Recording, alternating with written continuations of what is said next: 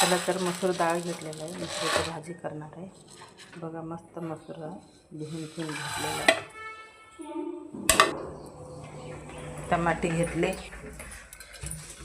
टमाटे हळद वगैरे मीठ वगैरे घालून शिजवून घ्यायची. परत कांदा जिरे मोहरी टाकून फोडणी द्यायची भाजीला. कांदा चिरून घेतलेली, तवर झाकण लावते. आता नाश्त्यासाठी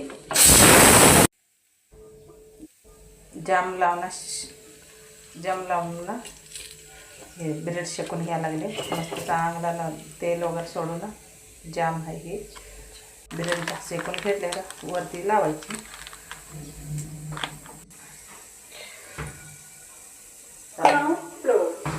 मस्त कलर दिसते ना जाम.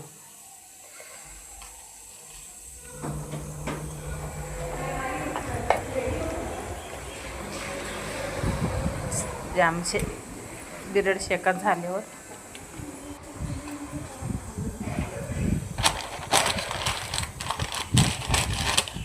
तर आता पॅकिंग करून टाका ब्रेडची. कांदा परतून घालायचा. मस्त डाळीचं फोडणी द्यायची. शिजून घेतलेला आहे. लाल तिखट टमॅटो वगैरे सगळं घातले. मसाला मस्त भाजी झाले. सोबत चपाती सोबत मस्त लागते.